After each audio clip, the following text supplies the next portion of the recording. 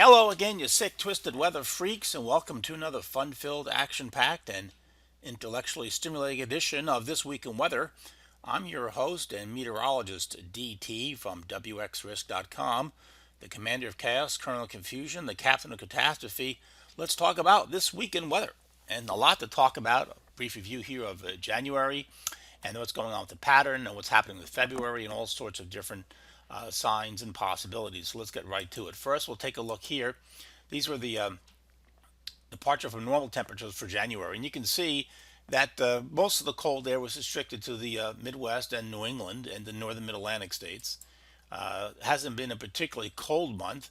Of course, this yellow stuff is slightly above normal, but again, 0 to 2 degrees above normal through most of the deep south. It hasn't not. It's been a kind of a mild winter there, but not too bad. And then you see this dark green stuff here. That's -4. A couple of blues, -6, and that's all been restricted here, like this. And then Virginia, Mid-Atlantic states very close to normal. The lower Midwest and here as well. And then it's fairly warm in the Rockies. So that's what January's been so far. If we take a look at the a precipitation departure from normal, you can see that east of the Mississippi River, it's been fairly wet, a little on the dry side in the southeastern states, but for the most part, it's been fairly wet, nothing too extreme. And then if departure from normal, again, you can notice here that on the southeastern U.S. coast, a little on the dry side, all up through here, as you can see. Anywhere from 25 to 75% normal. Pretty good rains here in the upper Midwest, Mississippi Valley. New England's done pretty good with the precipitation. Tennessee Valley, interior southeast. Dry in Oklahoma and Texas, and a little bit in Nebraska. Okay, so that's January so far. Now this here is the actual surface map as of this February 2nd. So let's take a look at this carefully. So we can see our polar vortex. This big bastard right there, you can see it right there. It's now pulled away. Remember a couple of days ago, this big feature was over here, as you can see, way over here. Now it's pulled up into this direction, and now the polar vortex is right there. Here's our trough coming into the west coast, a big storm headed for California on the west coast right here. You can see that. And the flow here, the flow of cold air is being disrupted by this trough right here. So the pattern is undergoing some changes, and when that's going to have profound implications. So let's take a look at this. Now, I've used this image again before many times, so let me go over it one more time. These are our 4 different teleconnections. These are the atmospheric patterns, jet stream configurations, which have important meaning in figuring out the long-term trends and patterns. So, obviously, if you're a regular non-meteorologist person, but you're weather nut, this can be a little confusing. So here's your handy dandy guide to the 4 different teleconnections and what they mean. Okay, so over here in Alaska, we have the Eastern Pacific Oscillation. You can see it right here. Okay, and what does that mean? Well, the Eastern Pacific Oscillation, Siberia-Alaska connection. And when you want that over cold and snow in the eastern U.S., you want this to be negative. So you want that to be negative. And that establishes the flow of cold air from Siberia. Okay, good. Now, the PNA, which is on the west coast of Canada and North America, right here, you can see that. That's the west coast ridge. The bigger the ridge, the better. It pulls in the Canadian cold air from Alaska and the Yukon and northwest Canada and pulls it down to the central and eastern U.S. And again, for the PNA pattern, you want it to be positive. All right, now for the Arctic Oscillation, which is this feature right here, okay, over the North Pole, this impacts all of the central and eastern U.S. and has significant implications in Europe as well. And again, when it's negative, it favors snow and cold temperatures below normal over the eastern U.S. So you want that to be negative. And the North American Oscillation, also known as the NAO, with the Greenland block, that's right here. You can see that feature. There you go. Favors the trough being deeper than normal and staying over the eastern U.S. And that means low pressure areas have a better chance of intensifying into big East Coast storms when the NAO is negative. So again, you want it to be negative. Okay. So we keep that handy dandy guide in mind and we take a look at it. So the ideal teleconnections for the East Coast winter storms is to have a negative EPO, a positive PNA, negative NAO, a Greenland block, and negative AO, Arctic Oscillation. So negative, negative, negative. The only thing that's positive is the PNA on the west coast. Okay? Okay, good. Now look at this is the trend here. This goes back to mid-October, and we can see with the Arctic oscillation generally has been negative, but not consistent, not always. We've had some positive cycles in here. When we turned warm, remember mid-December turned quite warm. There you go. Remember how November turned quite cold. It was supposed to be a mild month. November, early December was quite cold. We had the snowstorm in Virginia on December 9th or 10th when the pattern changed right there. And then we've been negative since in this area, like so on and so forth. Late January into February, it's been cold at times. This here's the North American oscillation, and we can see that it's gone back and forth. It's been slightly positive, slightly negative, no long-term trends, as you can see. Every time we get into a trend here where it looks like it's positive, then we have a little negative, then positive, more negative, little tiny positives, more negative, back and forth. So no long-term trends in the North American oscillation. And then this here is the PNA, the Pacific North America, the West Coast Ridge. And notice that since December, it's consistently been positive. But that's about to change because of this. You see that trough coming into the West Coast here? That's going to change that PNA pattern significantly. Okay, so let's take a look at our forecast.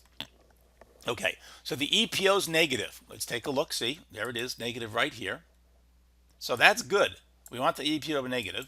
But over the forecast cycle, look what happens. It goes towards neutral by mid-February. That's not good. So right now it's negative. That's excellent. Yay. The PNA is negative and stays strongly negative. That's not good. The Arctic oscillation is negative. We'll see that in a second. And the North American oscillation Greenland block, there it is, consistently positive. Consistently positive. So none of these are in very good shape in terms of the East Coast snowstorm ideal textbook feature we want to see. So again, here we have the negative EPO, so that's a check. Let me get my marker right here. Bingo. Positive, nope, that's wrong. We don't have that. Negative NAO, we don't have that. Negative Arctic oscillation, yeah, we got that one. So we have 2 of the 4, which is not very good.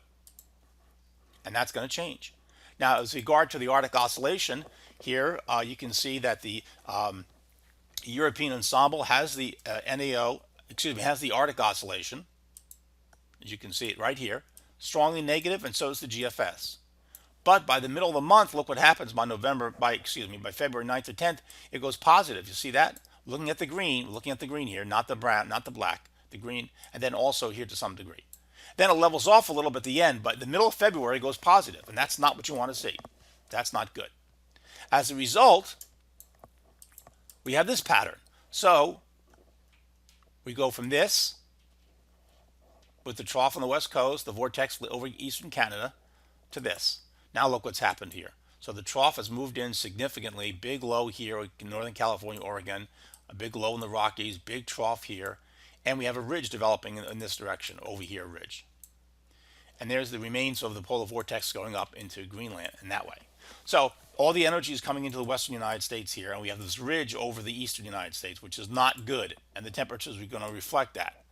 Now this here is February 4th, and you can see the low pressure area, the first one's coming out of the Rockies. You draw the marker, you can see it right here. And here's the next one, like this, a big storm here on the West Coast, a lot of snow even maybe on the coast, and the Rockies, and you can see the front like this. And it's going to track in that direction because of the ridge. Well, that makes sense. Okay, so now we have 129 hours. This is February 7th. And now we can see, again, look at the energy. It's come into here and moved into this, really deepened. And as a result, look what's happened to the ridge over the East Coast. It has exploded here. And we have a deep system, a low pressure area here, another one here. So the energy, again, is coming down this way. And these systems have to go over the ridge. They have to go over the ridge. And what that does is it pulls up warm air. So that's a great pattern for the upper Midwest, but it's a bad pattern for the East Coast. There's no doubt about that. And we can see that this year is February 7th. Low pressure comes out of Oklahoma into Missouri. Very nicely seen right here. You can see that. There's the low. So we have cold air here in eastern Canada, cold air here. But this is all warm air being pulled up this way. And then we can see the temperatures take off. This is Sunday afternoon. Yep, near 60 in Richmond, 56 Charlottesville, 55 in D.C., 60 in Roanoke, Raleigh. Pretty warm in West Virginia as well. And then even pushing up into Pennsylvania near 50. This is Monday, 61 in the afternoon, 60 in Charlottesville, 60 Roanoke, and the warm temperatures near 60, pushing into much of Pennsylvania, all of West Virginia, much of the 50s in Ohio, 60s in Kentucky. And then this is let's see, this is February 5th. Yes, 70 degrees is possible in Richmond and Raleigh on Tuesday. 65 in DC and 67 in Charlottesville. So this is a really big warm up coming up here. And then we can also see that continuing on February 8th, more warm air. But notice the cold air is here. You can see the cold air very nicely.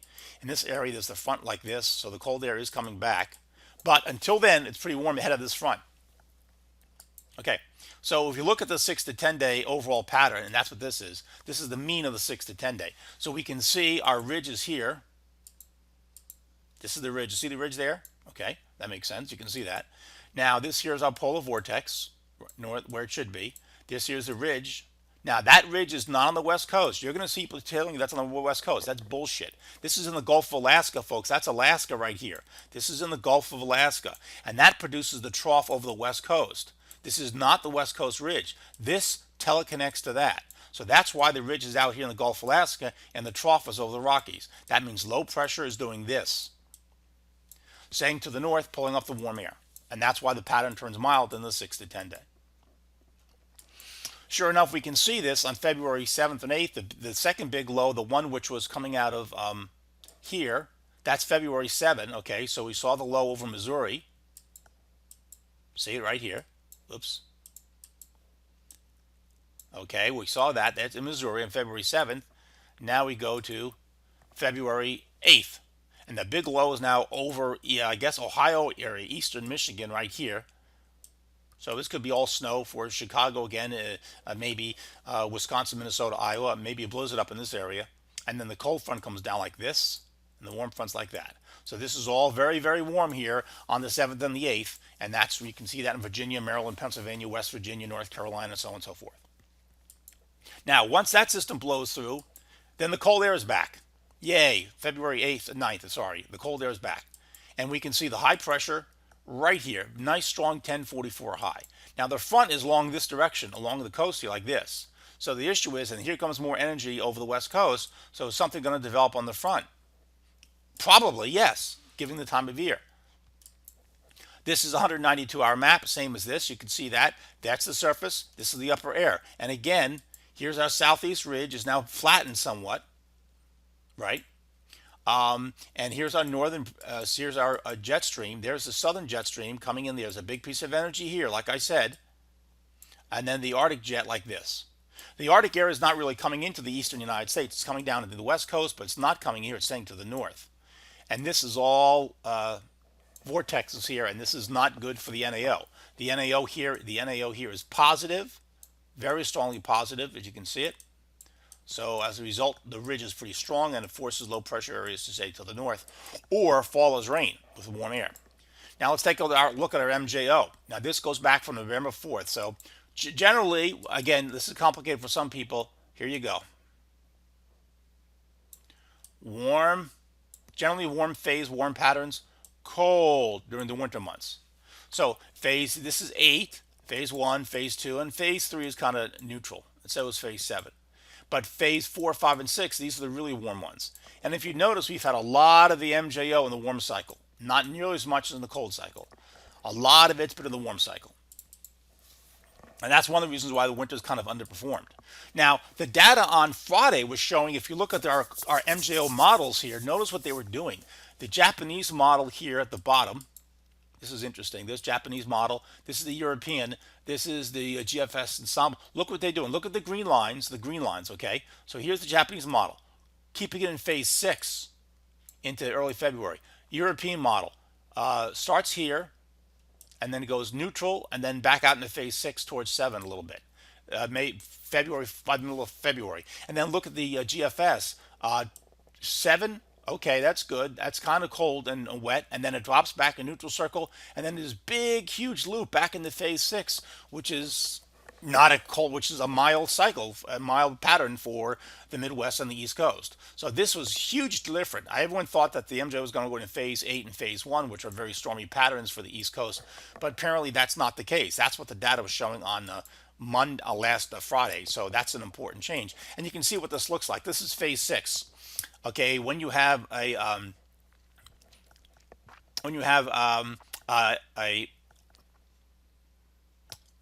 negative El Nino. Actually, let me pause that for 1 second. Okay, I just corrected this slide here because this is the wrong image on it. So this is when we have a El Nino, and we have a weak one still going on technically. So I'm going to use this slide here, but this is phase 6. As you can see, we have this why this is such a warm pattern. We have this enormous ridge over the eastern United States like this. We have no blocking over Arctic Oscillation or Greenland. And the other ones out here, we have a bit of a negative anomaly over California. So the trough is like this, the pattern, and it's just not a great pattern. So phase 6, if it goes like that, if it goes back into phase 6 like that, that's really bad for the middle of February. Now that being said, this is the new models here. So this here just came out here on Saturday morning. This is a Saturday update.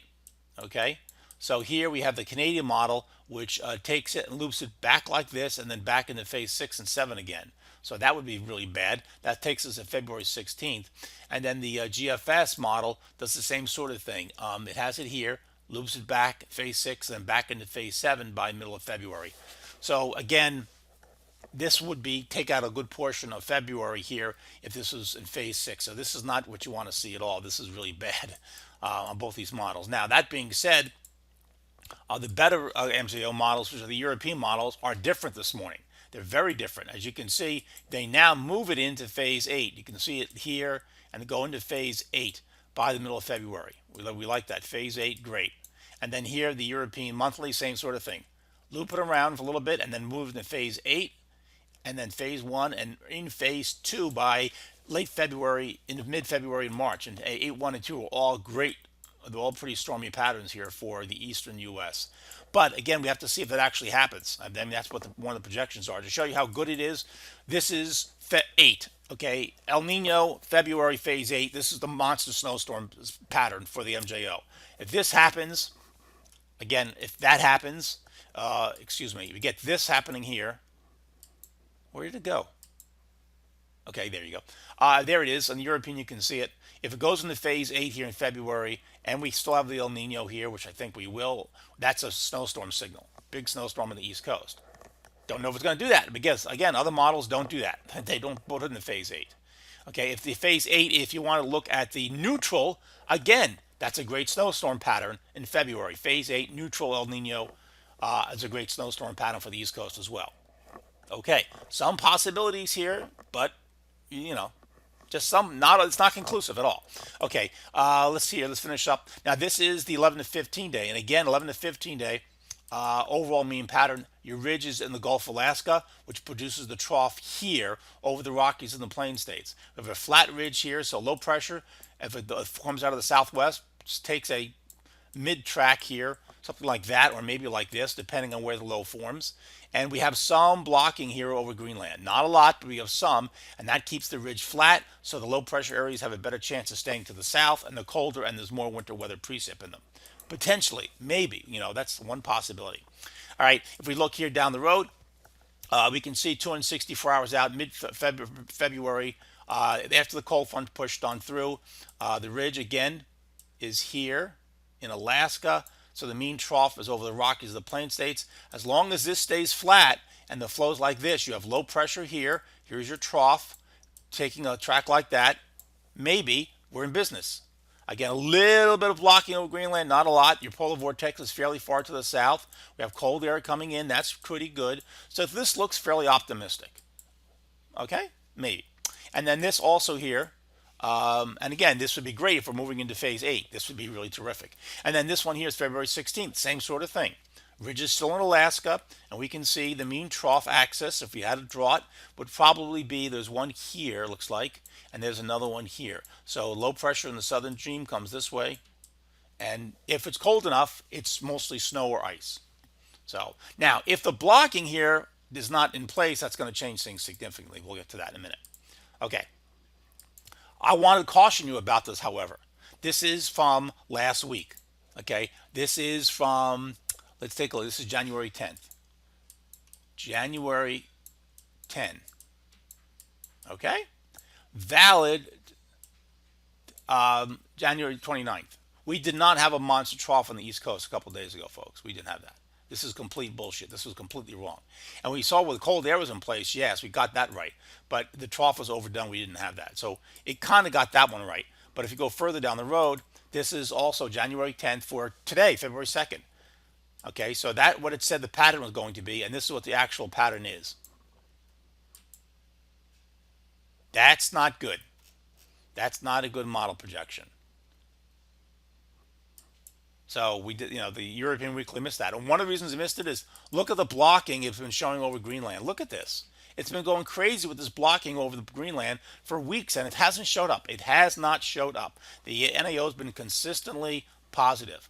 Okay, and again, to show you what I'm talking about, even though the model's been showing that, let's go back and take a look at our graph here. The NAO generally been positive. We have not seen that big. So even though the models keep forecasting this blocking and this blocking, it hasn't showed up yet. Okay, and then this is where the forecast again for January 10th for next end of the week for Friday had a huge trough. You see the trough here? See this?